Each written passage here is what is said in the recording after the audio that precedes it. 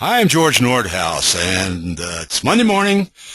We're going to be talking about something that's we've been needing to talk about for a long time, brands, and we got the brand guys for the insurance industry for sure with us, Rick Morgan, Peter Van Aartrijk. They know a lot about it. Rather than me tell you about them, let me have them tell you about them because they've got a background that just won't quit. Peter, your move.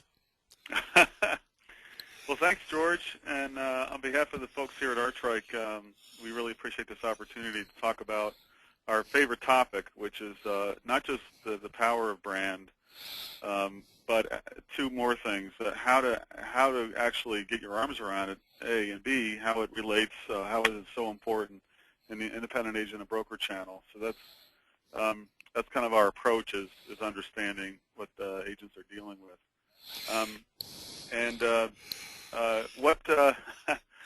I know we have a tough name. You can stare at those letters all you want, but it's pronounced Aartrijk, and Aartrijk is a town in northwestern Belgium that the literal translation, George, is the kingdom of fertile soil, the A-R-T, the soil, rich soil, and Rijk, R-I-J-K, is kingdom. And I've been spelling my last name since kindergarten. And everybody at Aartrijk's got to pronounce it. I mean, every day pronounce and spell it. But I lost the battle to change our brand name because there's two things about brand that's so important: A, unique, and B, consistent. And everybody at Aartrijk thought, hey, that's a pretty cool name. It's a little hard to spell, but it's certainly unique. So I guess I lost the battle.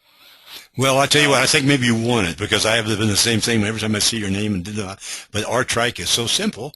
But I think you made a great decision. Just leave it at that. Okay. Who's this old guy here? Yeah, this old guy, Rick. Why don't you introduce yourself? Well, I'm Rick Morgan, and I've spent a lot of years in the insurance industry. I've known George forever, I've done a lot of different things in my career, but basically it's all been focused and an effort to help and advance the independent agency system, and that's really the key piece. This is a great industry, and we want to continue to work to make it better. Yeah, and like you, Rick, I have a parallel path, or a path that kind of rhymes with yours. I know you used to be an agency principal, which is an incredible perspective. And my background was more around reporting, and then getting into the trade association world with the triple I and the big I. And there's a guy that's responsible for me getting into the independent agent channel big time when I joined the big I, and that was Jeff Yates, who is retiring this year, and former executive director, CEO of the Big I. So, I just love, I tell you what, I think, George, you share this sentiment as well, but agents are just fantastic people. And all around the country, the tens of thousands of them that you've come to know as well, and just love working with them. Well, I do actually, too, the carriers and all the other business partners like Rough Notes, all the people that too have a stake in the channel. It's just really been fun for us. A little bit of frustration here and there, though, I must admit. Yeah, I think that's true, and we would like things to move a little quicker. We'd like things to to unfold. And Rick's doing a lot of stuff around social media, and as he can tell you, the channel isn't quite on the leading edge of that, but it's improving, I think. Okay. Yes, absolutely. Yep. Well, George, if it's all right with you, I think we should talk about what brand is not first, because it often people want to right away rush to something tangible. The brand isn't like a mission statement or a logo or slogan or a product or service or advertising or marketing. All those things are tangible. They're very important things, but they tend to be like signatures on the brand, like a slogan or a tagline is kind of like a shortcut for the brand. It's something you can touch and hold like a business card, but it's not what the brand is. And the other piece is that the brand is different than the brand identity. The identity is your name, your logo, your tagline. But the brand is the reputation you develop, and it's based on all facets of your operation. And it's a reputation that your stakeholders, which include customers and prospects, employees, and business partners and opinion leaders and media and all kinds of people in your community or around the country. They own it. They own your brand in their minds, like a mental Rolodex. And that mental Rolodex, that brand, that reputation is formed by everything you do, the products and services you offer, the way your office looks, your logo, media coverage, your website, which is your most important office, if you will, an online office, how your employees look and dress and talk and their credentials. And it's something, finally, that, like a reputation that you earn. You just don't get it. So you don't just, it's not like buying a sign. How do you like our new brand? We bought it. No, well, you didn't. You earned it over a long period of time. So it's about the reputation. So that's what brand is, opposed to something tangible. It's intangible, but actually, George, it's the most important asset that agencies own. Let me ask something, Peter. Let me ask something before you, Rick. What do those numbers mean? Well, that's funny. That's funny you say that. This is out of I think a Chinese cookie, like a fortune cookie. Oh, I got you. Yeah. Okay. But maybe I should be using those numbers in the lottery. I don't know. Oh, yeah. Okay. Go ahead. That's what they are for. That was lottery ticket. I didn't realize that. Go ahead. Well, the only thing I was going to add, George, to what Peter had said, is that what's different today from 5 years ago, let's say, is the influence that social has on all of this now. Because I think agencies, all of us, as individuals and as companies, are out there and are much more exposed, perhaps, than we've ever been. And because of that, we don't have quite the control over our brand that we might have once had as a company, particularly. Mm-hmm. Yeah. So because of that, that can be a scary place. And I think as we go through the presentation today, people will get a sense how they can have an influence. But always remember that now it's the customers defining who you are, more than maybe, like I said, 5 years ago, when you may have had a better chance at defining who you were. Got it. Mm-hmm. Yeah, great point, Rick. Okay, so why does it matter? Look at this. Speaking of Chinese fortune cookie, George. Good timing. Here's like a street in Hong Kong, and how do you know where is the good Chinese restaurant on this street? It's just this mass of stuff, and you want to stand out by standing for something. So it matters a lot. And let me explain a little bit more about what the end game is for a strong brand. There's tons of examples in here, but if you think about what Amazon is able to build, you too and your agency can create a situation where you make it very easy for people to buy things from you, maybe more than just standard lines even, and make it really easy for people to refer others to you, and just kind of like what Amazon has done. We're just confronted with thousands of messages every day, so that's why you need to keep your stuff really clean and not very busy and complex, and that's why I struggle when I look at a lot of agency business cards, George, that have a lot of stuff on it, a lot of words on Main Street since 1948 or whatever. People need simple, especially to Rick's point today. And so Amazon has done a wonderful job of that. I think we'd agree on that one. Oh, totally. Look at State Farm. Hasn't really changed their logo all that much over the years. They've been trying to battle Geico with some more, hipper commercials that are actually quite good. Discount double check, that sort of fun stuff. But look at this company. It started in the late 40s, early 50s, just writing rural areas, and then it grew into suburban areas and larger towns and suburban areas. And they've just been able to hold on to people. So when you have a strong brand, you retain customers and build and build and build. It doesn't always mean you have the best products and services, as we know State Farm doesn't, but they just been steady eddies, been unique and consistent over a long period of time. Enhance your influence. I mean, clearly these brands have been able to do that, any one of these. And when you start to exert yourself, it doesn't mean in a kind of a diabolical way, but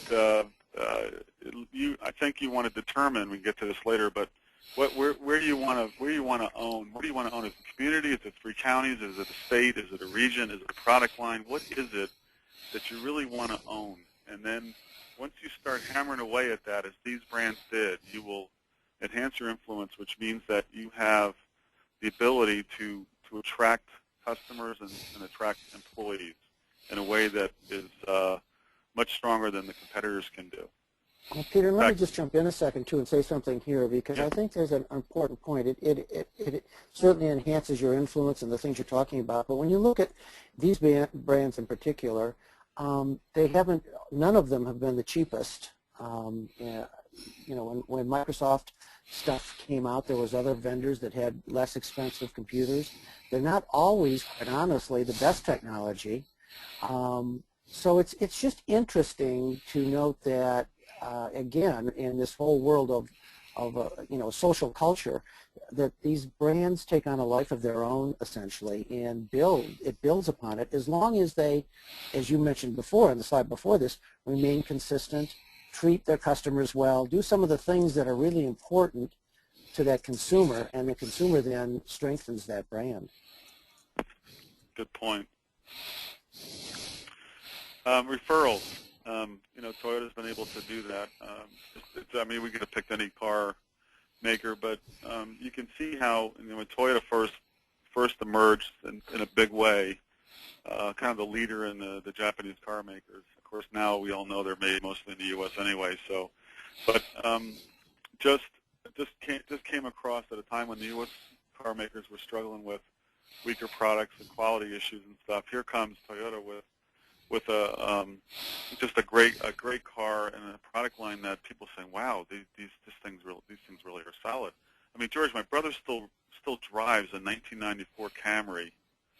I mean, it's 20 years old, and it looks like it just came off the showroom. Of course, he's crazy how he takes care of it, but it's just a great car. And they earned market share very quickly because they had a quality product at a reasonable price, and they just got referrals that way. People falling over themselves to get one.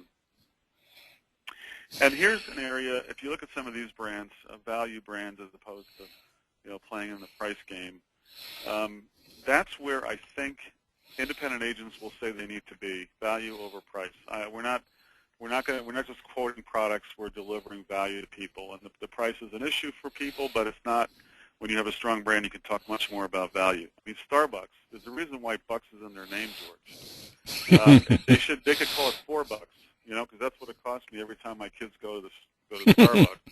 It costs me $4. The crystal maker Riedel is Austrian. They've been around for 250 years. They did a lot of research to develop the shape that wine glasses should be. So a lot of R&D into it, and they charge a ton of money for their glass. Bose, you know, everybody wants Bose. They're very, very high end. They got more than $2 billion in sales, 10,000 people around the world. Really focus a lot on acoustic research, and their sound quality is outstanding. And then yes, you do pay for it, but great products. So, and another way to look at why you should care about brand is just being able to expand your product line. I mean, if you look at Arm & Hammer, they make a lot of different things, actually more than I even realized. But you know, it's like detergent, cat litter, deodorant, baking soda. The one thing that all those things have in common is the sense of clean and pure. Virgin, just an interesting company with lots of different things, and we all know about their planes and trains, but soft drinks, music, mobile phones, holidays, cars, wines, publishing, bridal wear. This goes on and on and on. Almost 50,000 employees around the country, and just around the world. I'm sorry. So these are brands that can surprise and delight customers by offering more. Tom Minkler, who's current chair of the Big I National, is from this agency, Clark Mortensen. I met Tom like 15 years ago for the first time, and he when they started offering financial services in the agency, people didn't get it right away. So, what do you mean financial services? Well, it was everything. They were getting licensed to deliver everything to customers, and Tom put in his front window in Keene, New Hampshire, like a really nice Main Street area, a stock ticker tape symbol going by. people were stopping and wondering, what is this thing? And it was a very clever and fun way to kind of interest people. But when you have a strong brand, you can do this. You can have some fun. You can delight people with some new things they didn't know that you could offer. So it's a cross-sell kind of approach. Build mind share. Why is that important? Well, if you think about, you want to ship something overnight or just ship something. This is actually a pretty funny picture now I look at it. UPS. FedEx, they had it right. Yeah, right. Yeah. I'm sure they appreciate that. You think about cheap car insurance, which for a lot of consumers, Geico and Progressive will jump to mind. So it's because people aren't thinking of insurance all the time. But when they do, you want to have that little, remember that mental Rolodex. You want to have a card in there. You want to have people saying, yes, I know what I'm going to do next. I'm going to call this guy, this company. Peter. Mind share. Peter, one of the things, excuse me, I'm sorry about that. One of the things that I like to, excuse me, things that, you always get something to happen here. One of the things about Geico that I have been asking people, because I'm working on something, excuse me, I'm sorry. I just, I can't do that. I just can't do it. I'm recording right now. There you go. A strong. Well, I'm sure our listeners will. Yeah, well, everybody understands. I don't even worry about those things anymore. Geico, one of the things I'm working on is how many touches and everything else. Do you guys have any idea how many times that you are touched by Geico? Touch, that is, you see it and hear it and feel it in a year's time? I know if you do, tell me, but I've done a kind of a survey of people, and we find that it's more than 1,000 times a year. Mm-hmm. Everybody, look at yourself. And I think that my point is that that's your point. That's your mind share, and how do they get away with it? Yeah. And you don't have to spend, who can spend money like Warren Buffett can spend on Geico, but even in your community or in your social media channels, and you can do that if you play this game over a period of time, whatever it might be, wherever you can spend your money or your time, you can build mind share. And you should, I think, in a community, if you're a strong independent agency, really have a situation where people were to name a local firm that can help them with their stuff, they want to name you. That should be a very attainable goal if you're smart. Well, and Peter, as we mentioned, and I mean you just mentioned it a second ago too, and I think in today's world with all those social tools, this is something that's the great opportunity of social for agents, is that 10 years ago that was almost impossible for an agent to get to that place that you're talking about, and today they can be out there interacting with their online communities and creating that mind share, so that when they're out there, demonstrating their product knowledge, their subject matter expertise, whatever, they're being good citizens in the community,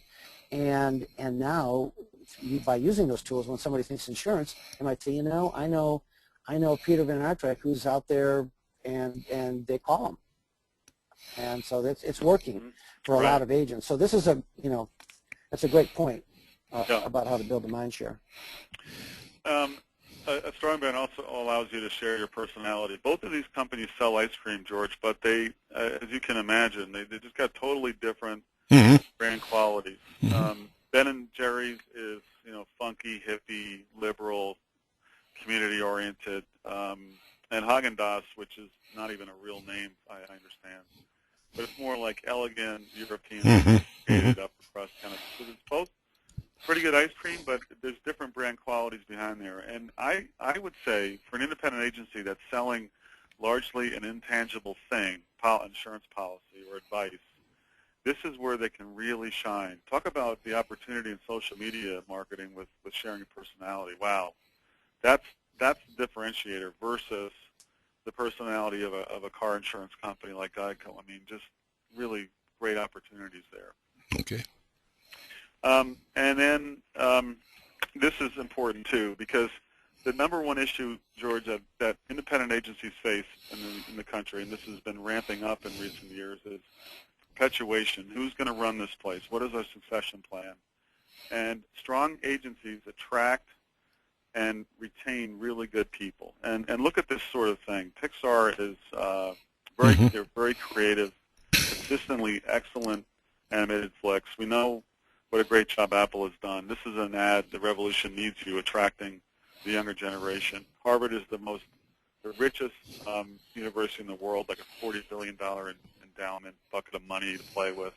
And Disney is just insane when it comes to the training that they do, but the great opportunity they have for employees as well. So, yeah, these examples are a way to think outside of just insurance. More so. Yeah, a crisis for an agent. I mean, Martha Stewart's in jail, and she's still selling, was in jail, and still selling tons of stuff at Kmart, expensive sheets and things. I mean, so what's the crisis in the insurance industry? Well, for a local agency, it could be going through a merger, which is a very stressful time, a lot of time of change there. It could be a hard market or a soft market or something like that. So lost an insurance company. So when you have a strong brand, that people look beyond that stuff. The Stratton Agency is out there in beautiful Palo Alto, California, George. But these guys, their revenue per employee is $260,000, which is probably more than twice as much. Well, I would say well more than twice as much as many agencies are. They just have a very select couple of niches that they go after. But the point is, they have a very strong brand. You probably never heard of them, and I didn't either until I found out about them, what they were doing. But when you have a strong brand, you can get to multiple policies per customer, and your acquisition cost is low because you're getting a lot of referrals. So that's what else is strong brand for you. And finally, when people actually put your logo on their heads like this, you're creating raving fans, and those raving fans, of course, will tell other people. So, wait a minute, I got to ask something. Wait, one question, Rick. Did that hurt when they did it to you like this? Rick, right? did it hurt? I just want to know if it hurt. Oh, George. So we're not just doing this because it's kind of cool, kind of fun. I mean, the strong brand is something that that agents should really be focused on, not just being a name. See, when you're just a name, like Smith Insurance, maybe it's named after the owner, Bob Smith. When you're just a name, you're more like a commodity. You're just a sign. You're maybe even just a person. But when you think about Smith Insurance as being something much bigger, a brand, a collection of people, that where the customer might have a relationship with the reception desk and the claims department and other producers and, yes, the owners, then it starts to feel and look more like a brand versus just a name. That's the difference. And many agencies I maintain, George, are thinking too much about just the name part of this, and I would like them to have a brand name.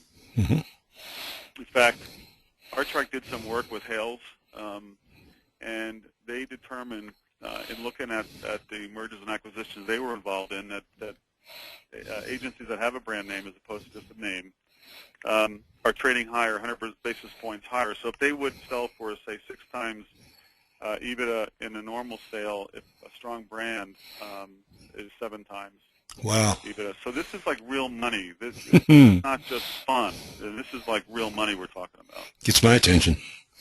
Yeah. Okay. So what we did at Aartrijk was say it really is fun to do fun things like develop websites and do logos and naming and so on, but it didn't feel right. It was kind of like, that was in the early days. We were running around doing these projects, but what happens is it's like building a house without thinking about the foundation first. So we started thinking more like, maybe that comes from my dad. He was an architect, and it was like, you got to have a strong foundation. It's got to start with the foundation, otherwise it's going to fall down. So anybody can do pretty logos, and so we developed this these 4 phases, and I'm just going to talk real quick about them, and whether or not the folks listening were to hire somebody to do this, a local firm, or do it on your own, I would highly recommend that you walk through these steps. The first is where you're really determining kind of where you're at, and we call this Illuminate, where you're having, you're building a work team to sort of get your arms around where you're at. Most people actually are in the right direction. They just got to tweak things. A good time to be doing this if it's been 5 years since you really took a look at the brand, or you went through a merger recently or something, or you're really looking at expanding and it doesn't feel like the brand is gonna work in this new aggressive expansion mode. It's a great time to look at it. So small agency might have everybody on the team, but a large one with 20 or more might have a subset, like a 6 or 8 folks on a brand council. And what you're doing is you're starting to put the parameters around what this would look like, this series of projects. Everybody's understanding what the power of brands, some of the stuff we talked about earlier. You're looking at, do we need to look at our competition? Maybe we have new competition now. You're looking at what clients are demanding, where you see growth opportunities. This is kind of like a bit of business planning, where have we been as an agency, where are we going, and then a bit of like, what is our brand really about? So that's the establishment of this brand council. And I think if you have folks in different departments, to get a representative sample of them is good, because then you're going to have more buy-in, because this whole process must start with the internal folks. This has nothing to do with your customers. It has everything to do with you as the key stakeholders. And so there's more to this, but it's essentially developing the parameters of what projects you're going to take on. You know, Peter, so many times, and this is such an important step. People are always asking for, and I'm going to throw out this crazy example, which we'll talk about more in some of the later steps, but they always want to know what social media platform they should jump into and start with. And it's always, you need to know who you are, what's important to you, what your values are, and who your customers are before you can make that decision. And this is really sort of the same thing. I mean, it's that effort at the beginning here to understand what your agency stands for and what's important to you and who you are and where you want to be. And once you begin to put that in place, it makes it so much easier to move it through the next steps. So yeah, this is so key. Mm-hmm. Well, we also have folks we call brand cynics in an agency. Hopefully the owners aren't thinking this way. Hopefully they understand the value of this. But you have to overcome some things. You have to educate people. It's not just, selling, nothing happens till sales made. I get all that. But you can't just jump into sales. You have to create activities that will lead to more sales, because agents are very good at selling once they have the opportunities, but this is about creating more opportunities. So what are things that we need to do to make sure that prospects and customers really get immediately what we're about, A, and B, what do we put in place on a regular basis to invest in communicating that brand value? So it starts with these conversations internally. And then, we talked about this already. Apologize, George. I think the education part is pretty important. And then establishing the brand council and developing a brand promise, which is, it should be somewhat of a reach for you. It might be that people don't really know you as being an employee benefits professional, for example, but you put a stake in the ground and say, this is where we're headed. This is where we want to be in 3 to 5 years. And you're saying, here is the level of service that we want to have. And right now we're at A, but we need to get to B. But what do we got to do to get there? So it should be somewhat aspirational. Mm-hmm. When we get to the benchmark part, again, laying that foundation for what happens next is incredibly important. The best brands have like a 360-degree view, if you will, where customers look at the agency. I know what they do, and the agency employees would say, yes, we know what we do, and everybody kind of agrees on what they are. You think about Geico, low-cost car insurance, everybody would sort of agree on that. Well, frankly, even in small agencies, George, you'll have disagreement over what their priorities are. The average agency is 11 or 12 employees. I've seen firms like that where the CSRs think that they're in small commercial, and the agency owners say, oh, no, we're in big commercial, and we're not doing small commercial anymore. So, if you don't have agreement there, it's kind of hard for the external folks to really know, too. So what you're doing is you're looking at a number of things. The brand assessment is looking at people and things. People are stakeholders such as employees, owners, external people, customers, and maybe even prospects or people that have left recently. So doing research around that, and it's also looking at competition. The touch points are things that that carry your brand, and I think what I would do. If you look at this list here, there's more too, but I would rate them on a scale of 1 to 10. Each one of these things. 1 is like horrible, fix right away. 10 is rock solid. And when you go through all of these things, and like I said, there's more, and start ranking them, you'll know what to fix first. You got to fix the 1s, 2s, and 3s first. So these are tangible things that you're rating. But when you talk to customers, they'll tell you a lot of things about your agency. Even your best customers will talk about what they like and not like and how they can improve. So it's not like you got to talk to people that don't like you, necessarily. What you're trying to find out from talking to folks is what story are the various brand touch points telling? Like what is the website really saying? And what are your stakeholders hearing, and what are they seeing? And are these stories all aligned? Is it what you want them to be? Because a lot of times agency owners will make assumptions, but when you start peeling back this onion and doing research and talking to people and benchmarking things, you'll learn, wow, I didn't realize that we were known for that. And so these are questions that you absolutely must have. And I know, Rick, you look at something like great service, which a lot of agents say that sets us apart, great service. I don't think, it's like table stakes now. No, first of all, no one even knows what great service is. Second is, people expect great service. So I would break, if I was an agency owner, I would break down the things that we deliver service on, and how do we make those even better? How do we put some more meat around what great is? What's interesting about this is that all these questions, of course, I'm kind of, I'm a marketing kind of guy. These are marketing questions 101 here, really. I mean, it ties together the brand and marketing and everything else, but this is the same thing exactly what we challenge people to do on marketing when they're developing their plans, or we're doing it for them. Yeah. Mm-hmm.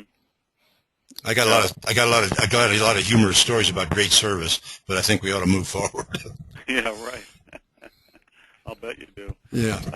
Okay, so you've gone through some of these assessments now and looking at your strengths, weaknesses, opportunities, threats. You've talked to employees, talked to customers. You've done a very objective view of your touch points, and now you're saying, okay, where do we have to fix things? What's wrong with our? I look at these things kind of like you look at employees, and sort of like, is this name? I would, the identity is your name, logo, and tagline, George. So I would say, is this thing doing as good a job as it could, just like you would an employee for our firm? Given what our brand position is going forward, do we need to say insurance in our name, or agency? Do we need to define our county if we're expanding? All these things have to be questioned. It's a great time to do it and say, you know what, it's time to fix things. It might be a complete overhaul. It might just be tweaking, but all of these things have to be looked at and improved. And like you said, George, yes, it's marketing, but it's also operations. If you have, if your brand is friendly service, which I know is kind of lame and weak and vague, but if that's what your brand is, I've heard this too, friendly service, and the front desk operator has people issues, it's not going to work anymore. Peter? I love how people get relegated to the front desk, which is director of first impressions. Yeah. And because they can't hack it as a CSR. Why are we doing that?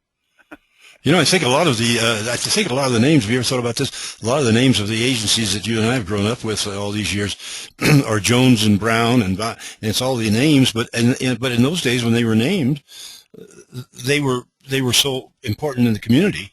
And so Jones and Brown was better than XYZ Insurance Financial.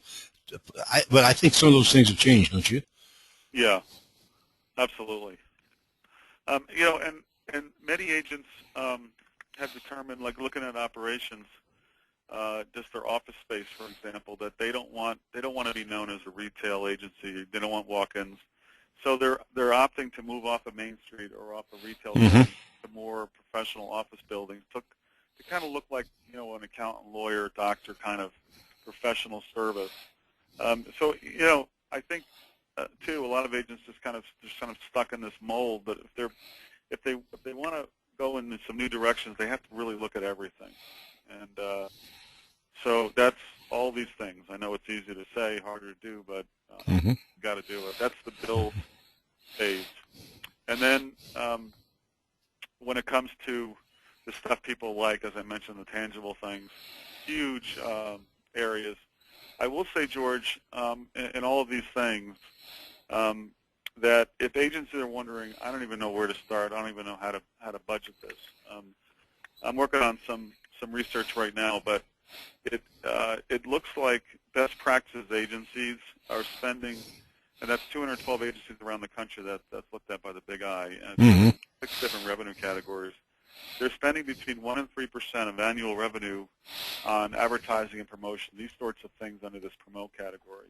So $1 million revenue agency would spend $10,000 to $30,000 a year investing in these various programs.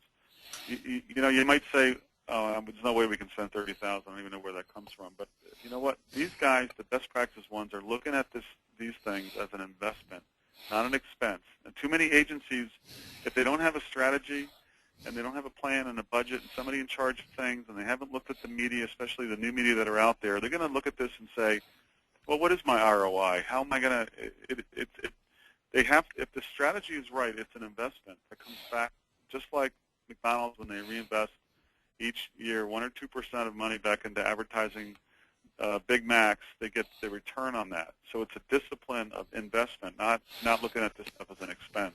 Mm-hmm.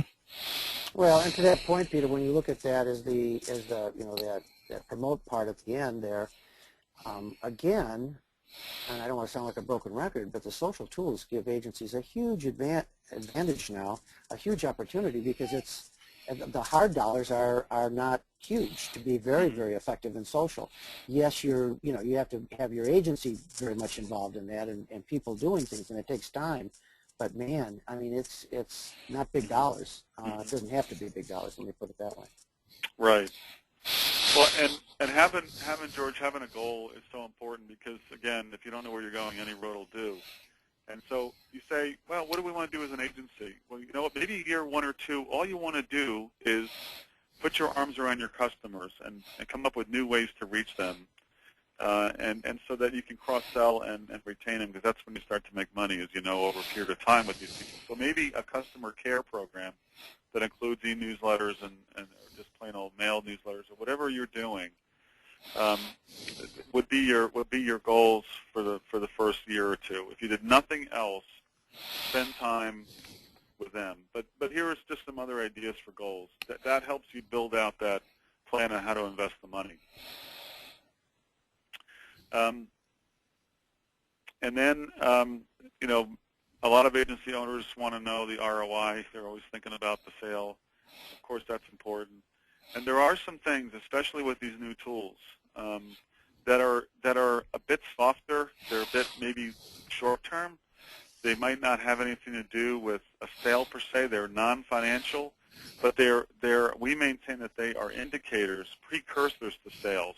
When you do these things and you track them, you will see, for instance, that if you get positive mentions, more people opening your email campaigns, you're going to start to see more referrals, more quoting activity, more calls, more friends, and all these things that aren't sales, but they're things that lead to sales. And that's why smart agencies are tracking this stuff. So this collection here are some non-financial metrics. Well, and Peter, what's important to realize is that agencies always want to know what the return is and their return is going to be, and they're skeptical about doing a lot of the things that we're talking about and we've been talking about. but they used to, maybe you go out and play a round of golf, or they have a billboard somewhere, and there's no way to measure any of that. Right. And so now they've got this great opportunity to measure the things you just mentioned, and it's just it allows them then, once they start measuring that, to be able to adjust and to change whatever needs to be changed to increase those metrics. Right. So it's a much. Yeah, absolutely. That's a real good point. And again, this collection here are also non-financial, George, but they're more the internal sale, if you will. People get energized when they know the top brass has a vision of where they want to go, where they're more transformational leadership, as opposed to just like, we want to sell more stuff, which is more transactional. People, when they get excited about the brand, based upon their understanding of what it is and the power of it, all of a sudden you've just multiplied the potential for this. But again, these are non-financial. Excuse me for interrupting. One of the things we don't make this a sales pitch for Agencies Online, but that's what we do with Agencies Online. We go out with them and measure those metrics on a monthly basis with them, and then bring all the metrics to them. And if the agency can use that, if they can afford us, it helps them, because they're not used to doing this, and it's very difficult for them to do this. So I like your list here. Maybe they'll come back to the list and look for it, I hope. Yeah. Well, that's right, and they're obviously a lot of these. Maybe you don't do all of them, but just choosing some and focusing on them, you can start to track. But agencies just have a tendency to be very ADD about things. Like we tried, yes, and we tried a postcard, didn't work. Well, you start peeling back and saying, well, how many postcards? What was the campaign? How many mailings? It's like, well, we tried a postcard, didn't work.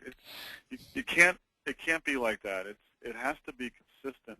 The strategy is right over a period of time, and you will start to see the results. Now, these things here are obviously financial metrics that can follow those non-financial, but you don't jump right into improving the policy count per customer without doing some other things that might be non-financial in nature. So just some ideas for agency owners. Good. All right, just by way of wrapping up, George, a little bit of a summary. 5 things to do now. And these are in order, I think, of what you should do. So I mentioned putting together the brand task force. Just build an understanding of how even a small independent insurance agency can harness the power of brand is incredibly important and morale boosting and energizing for the staff. So that's that illumination discovery piece.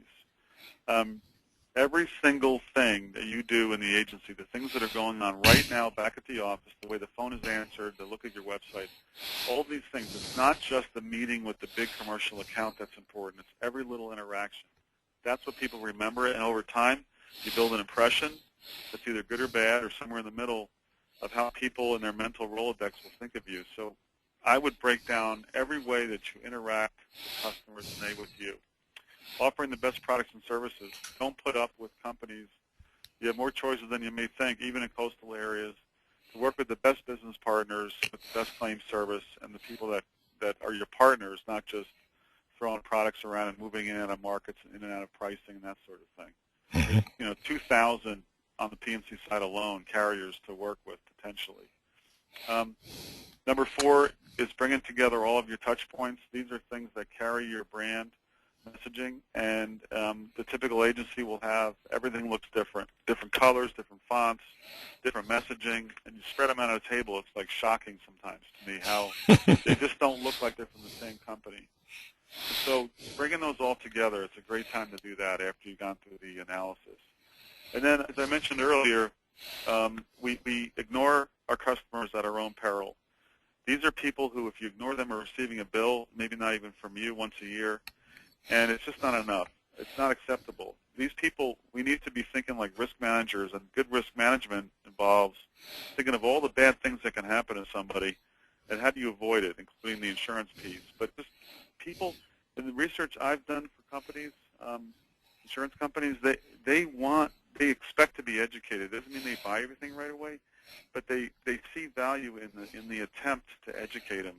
And George, as you know from the services you offer, and Rick, you know about this too, the tools today, digital marketing tools, make it so easy to spread the good news about your personality, about what you can do for people. And I hate it when agency owners say, I don't have time to blog. That every time they talk to somebody, a customer or prospect, they are speaking a blog that can really help people.